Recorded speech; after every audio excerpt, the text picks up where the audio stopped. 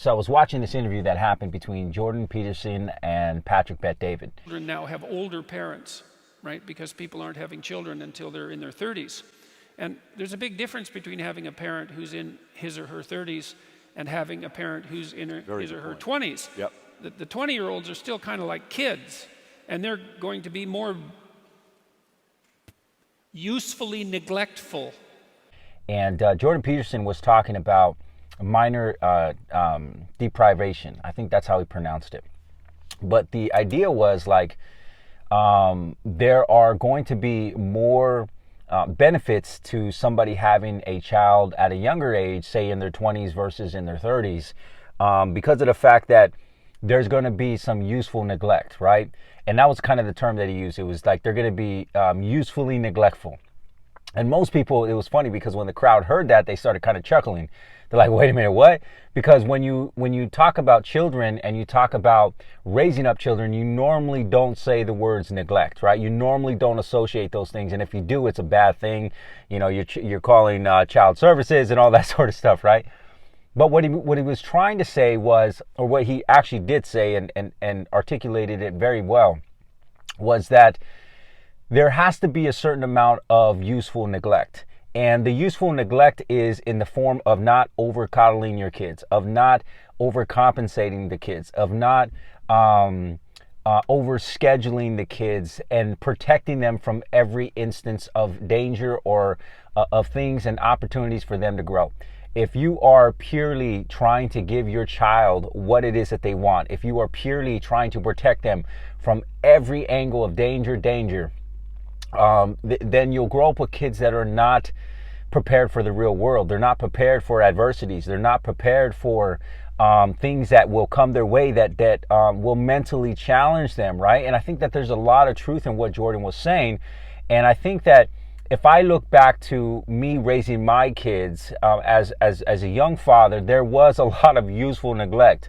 And a lot of that was coming from inexperience. A lot of it was coming from, I didn't know how this looked like. You got to remember, I didn't have a father myself. So not having a father, coming from a family of 7 kids where it's constant competition for attention, constant competition for, for our mother's love, that sort of thing.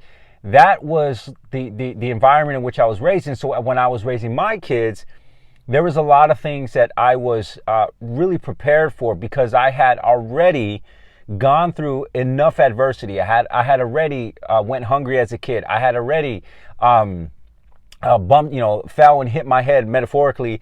And my mom was there to say, hey, you got to get up because I don't have time to just like pay attention to you.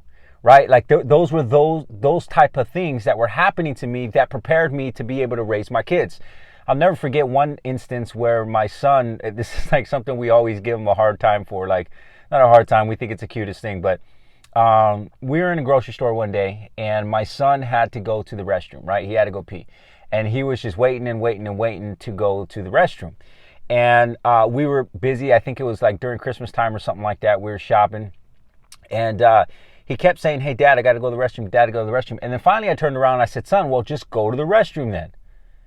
And he looked up with big old bubbly eyes, all teary-eyed, and he says, by myself?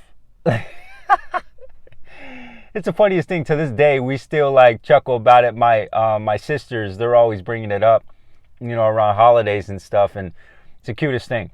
My son at that point was super intimidated. And those types of things started happening more often, where I started to allow my children to go and do things on their own. I started to allow my children to gain their independence really fast. At one point, I ended up getting a divorce, and my children, they had a stepmom at that point, and now she was gone. Like there was no more like meals that were being cooked for you. There was no more people doing your laundry. There was no more of that going on. And I was busy building a business. So I told my kids at a very young age, hey, listen, you guys are going to have to learn how to cook. You're going to have to learn how to do your laundry. You're going to have to learn how to clean up after yourselves. You're going to have to learn how to do that. And it took them, there was a little bit of an adjustment period, maybe about a year or so, where things were kind of like disorganized and things weren't really flowing and they didn't really have that independence and they were kind of still leaning on me, trying to lean on me from time to time. But after a while, they begin to do their own thing. After a while, they begin to cook their own foods and figure out that they like to cook for themselves. They begin to discover dad wasn't that great of a cook, so like, why would I go ask him to cook for me? They begin to do their own laundry, begin to take responsibility for the things that they need to take responsibility for. And now today, as they begin to get closer to becoming young adults, they're so independent. Like, my son is resilient. He can understand and read situations. He's prepared for things. He sees some of his friends that have been overscheduled and overcoddled and overcompensated, and he's able to identify it. He's able to be the strong one in the crowd. He's able to say, no, listen, guys, we ain't doing that. That's not what we're doing. Or, listen, man, it's no big deal. Listen, if you don't have this, you just do this, right? And there's a lot of that going on, and I see it in my daughter so tremendously. She is my 18-year-old, and when we have conversations, she gets frustrated with people because she's like, Dad, don't they understand that A, B, and C? Don't they understand that if they changed their way of looking at it, they would see this? Like, there's just so much growth that has happened within these kids. I just can't help but be like, patting myself on the back for that, because there was enough neglect there. There was enough useful neglect. And in a society that continues to tell us that we need to have kids later and later in life, what Jordan Peterson was saying was that, okay, that's cool. And when you get further down the line and you're an older parent, you have more resources. You can do that, but you have to be careful not to overcompensate. You have to be careful not to overcoddle, right? And there's some use in, even though it's not the popular thing, there's some use in getting pregnant and having kids and getting married at a younger age, because you can go through that process together. You can understand that everybody's growing together. One of the things that I'm extremely grateful for is I started having my kids at age 18, right? Like, that's when I started having my kids. Really, I started having them at 17. I didn't know I had another son. It's a long story. I'll tell you about that later.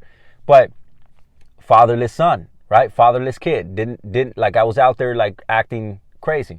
But what I'm saying is that I had my kids at such an early age that it forced me to grow. It forced me to fumble. It forced me to figure things out along the way that maybe I wouldn't have done that if I would have started having them in my 30s, right? If I would have had them later on in life, then maybe I wouldn't have been as great of a parent. As crazy as that sounds, because I didn't have any real world experience in being a parent. I didn't have a parent. And maybe at that age, yes, I would have been more mature. I would have been more financially secured. Maybe at that age, I wouldn't have had as much flexibility, right? Like mentally. Maybe I wouldn't have been able to teach myself to be as malleable, because as I was growing with my kids, right? So you got to remember, when I had my first child, and that child is, 10 years old, I'm only 28 at this point. I'm super young, super malleable, learning lessons, trying to get better, right? And all those things forced me to become a better person. So I really like this clip with Jordan Peterson and what he was talking about. I've seen a lot of instances where people like to overcoddle their kids, where they like to overcompensate. And sometimes that happens in maybe the case of a divorce. It's the woman who's raising the kids now, and maybe there was an abusive husband or something like that. And so now she feels like she has to overcompensate everything, right? She has to give these kids everything, because it's like dad wasn't good enough. Dad wasn't there. Dad was actually abusive. So now I'm going to give you everything. We're going to show him up. We're going to show him that we can do it. We're going to show him like, and these poor kids are getting everything on a silver platter. And they're not being taught real life experience. They're not being taught like, hey, life is hard. This is part of the process, right? One of the things that I made sure to do with my kids was never allow them to use not having a mom as an excuse, right? To never let that be their excuse. That strengthened them so much, because nowadays they're able to joke about it, right? Like, my kids will literally throw jabs at each other in a jokingly manner and saying, hey, dude, like, whatever, your mama left you. Most people would freak out when they hear something like that. My kids understand what it is. They understand. They have a great understanding of like, we don't use it as an excuse. That's not something that we do. That not in this family. We don't do that. We had our father, and yes, we would have loved to have our mother, but we are grateful for what we have, and we're pressing on. We're moving on. But anyways, so this is Cesar Hernandez, aka Coach C, reminding you, my friend, to always, always, always live with purpose and keep evolving. We'll see you soon. Bye.